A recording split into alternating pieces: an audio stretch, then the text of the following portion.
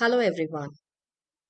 This short video is an introduction to feminist literary criticism and the analytical methods by which a text can be analyzed. Now, who is the woman in the literary text? Who is the woman in the literary text? Do we see her? Do we listen to her? Or can we see her? Is she seen? How does the writer write? Is the writer a male or a female? If it is a woman writer, does she write from her heart or does she write from what she's allowed to write? These are a million questions that one answers when interpreting a text from a feminist perspective. Feminist criticism is an umbrella term that describes a whole range of approaches to literature and culture. And anything that is concerned with women comes under feminist criticism. Feminist criticism was developed lately in the 1960s and it focuses on the role of women in literature both as a writer and as a subject of literature. There are two important representatives who claim that women are a subject and they are not an object. One is Virginia Woolf and two is Simone de Beauvoir. Judith Fetterly says feminist criticism is a political act whose aim is not simply to interpret the world but to change it by changing the consciousness of those who read and their relation to what they read.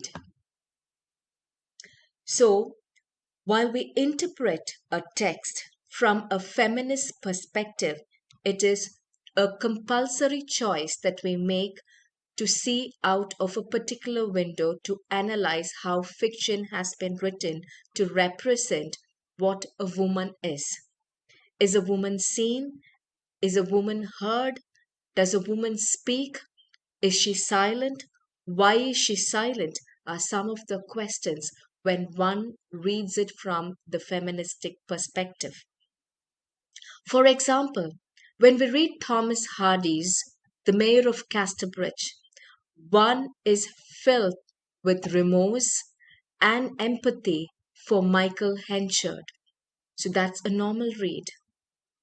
But when we interpret the whole text from a feminist perspective, the voices and the silence of Susan Henchard and the talks of Elizabeth Jane all surface up, and one looks at the chauvinistic subjects through which the men are woven through the literary yarn.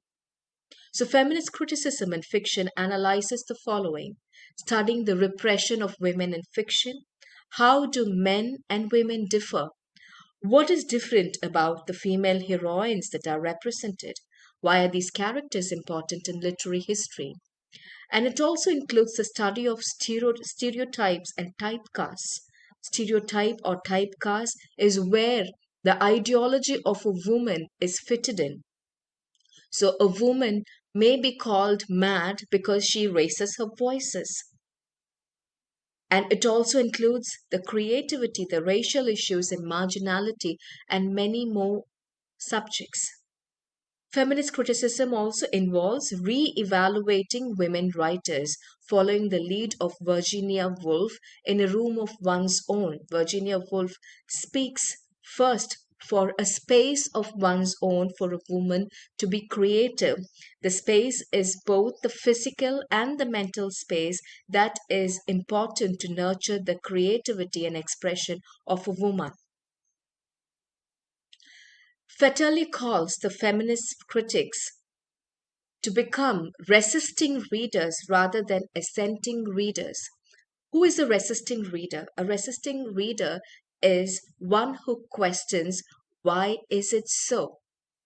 Why does a woman speak here? Or why does a woman not speak here? Why is a woman silent here? Why is a woman not allowed to speak? These are some of the questions one has as a resisting reader. In evaluating a text, as Elaine Showalter says, there are two types of criticism from a feministic perspective. One is that of a feminist critic, CRITIQUE. A feminist critic analyzes literature that is produced by male writers, whereas the second one is gynocriticism, wherein literature that is written by the women and of the woman. So as resisting readers, one criticizes or critically appreciates a text from a feministic perspective.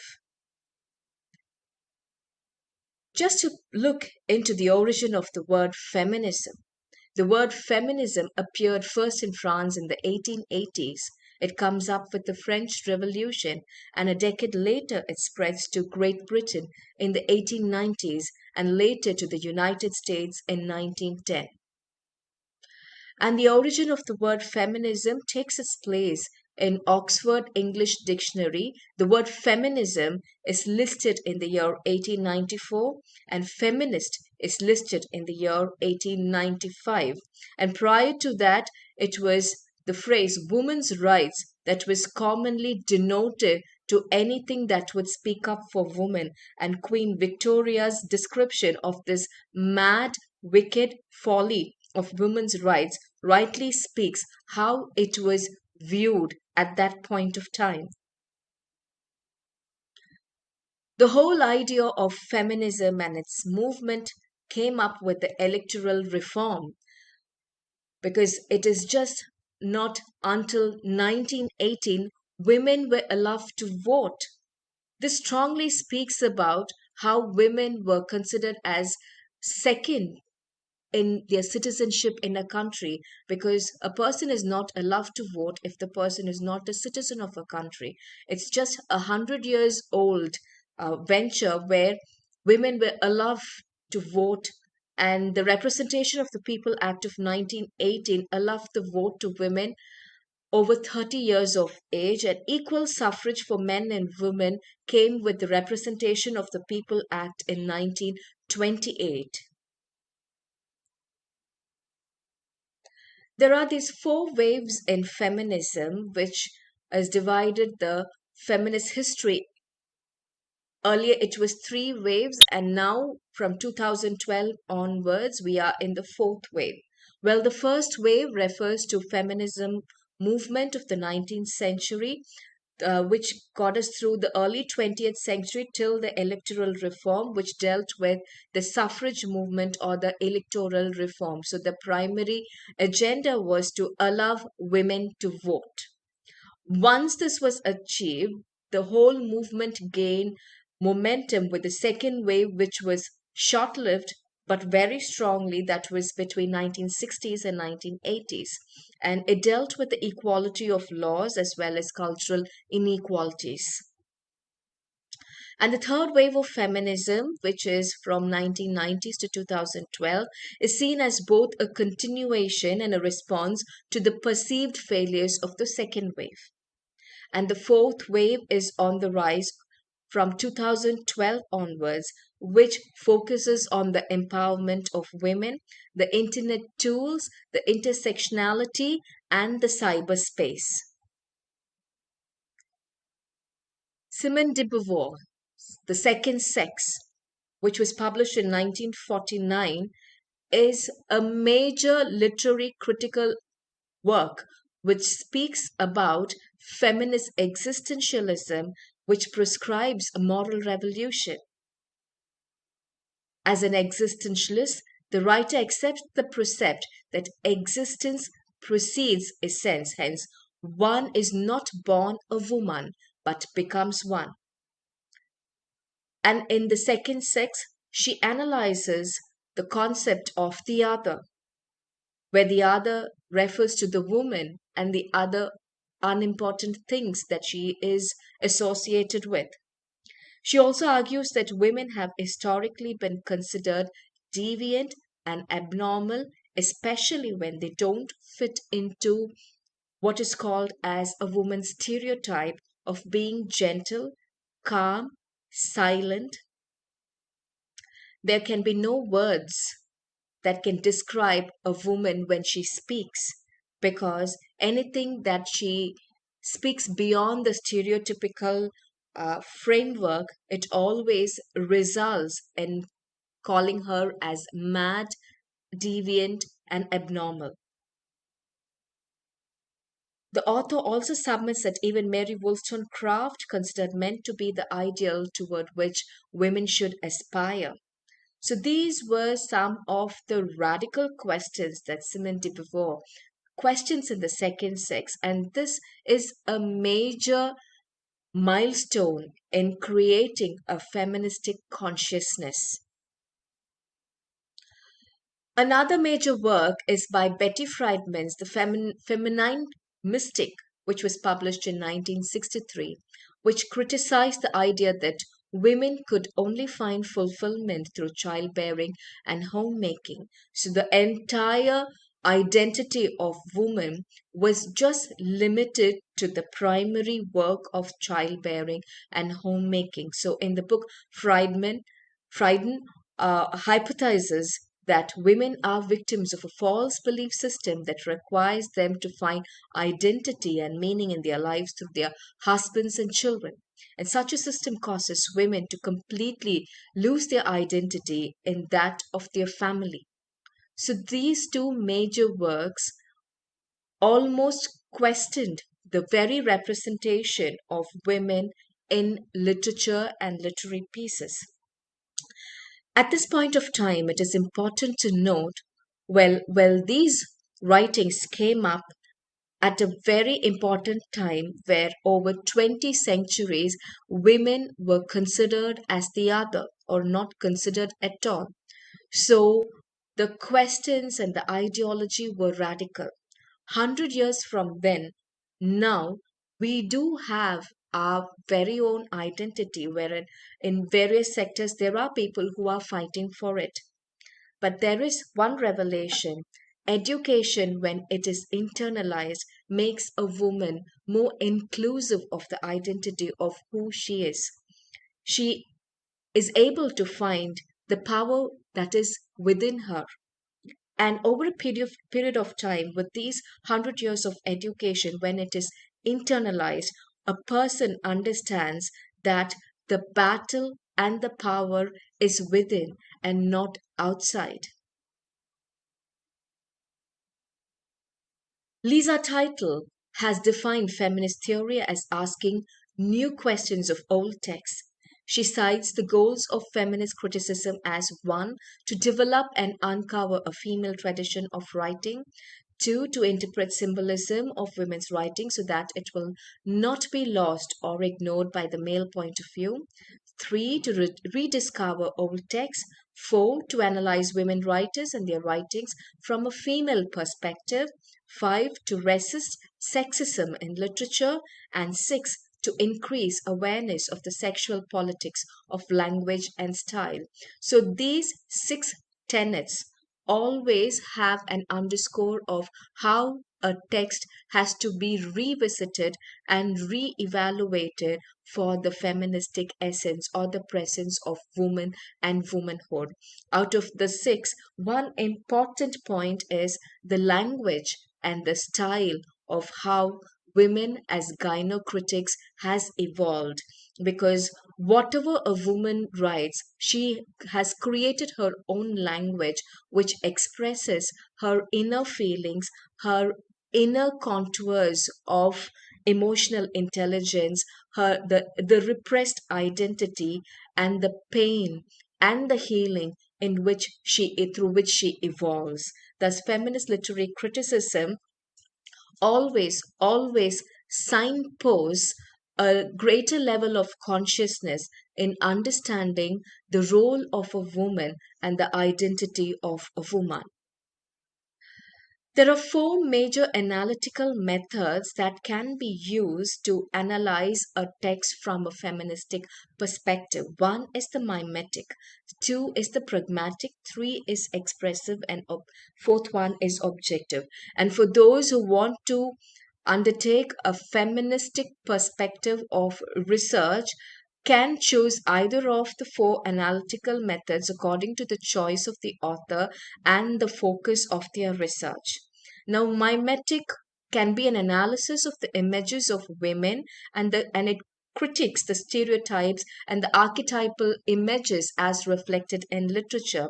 And this would primarily focus on literature written by men depicting women, and this would fall under the category what Elaine Showalter calls as a feminist critic approach.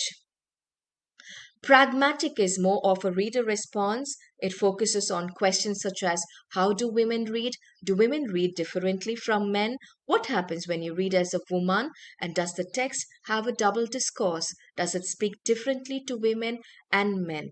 My favorite is Thomas Hardy's Mayor of Casterbridge. If you read it as a reader with no gender interpretation, the text speaks differently and it highlights the emotional change, turmoil, and pain of Michael Henshard, the protagonist of the novel.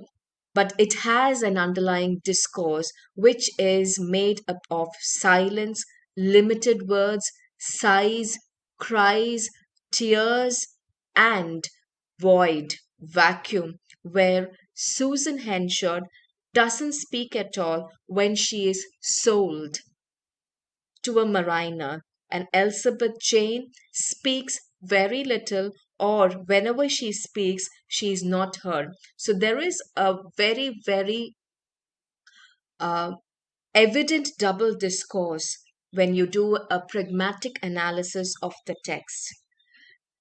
And the third one is expressive, which is very concerned with the situation of the woman writer. So, how the writer wrote was it reflects the age in which she wrote, how she was allowed to write, or how she was not allowed to write. So, how did she write? Speaks from the author's perspective with establishing the literary history of women writers, and this leads to a recovery of lost women writers also. And objective is what are the assumptions that govern the literary value of the text, and why are certain works canonized while others are forgotten? An in detail set of questions which can help in a feministic analysis of a literary text follows. If it's going to be a mimetic criticism, it offers the world view where the images of women are criticized and it is a feminist critic approach. So these are the questions that one can ask in order to evaluate a text from a mimetic analytical method. One, how does art or literature portray women? What roles are women allotted or allowed? What are the stereotypes about women does the work perpetuate? Are women accurately portrayed? To what degree is art responsible for presenting positive role models? Is the work idealistic or misogynistic? What is the relation of women to nature, emotions, and the body? How has the history of women's situation affected the presentation of women in literature and art? How does the work critique or change traditional views of women, especially Freudian, Jungian, or archetypal perspectives? And to what degree do cultural perceptions of gender differences affect literary works? So these set of questions can help the researcher analyze a literary text, be it a novel, a poem, or a prose piece, from a mimetic analytical perspective.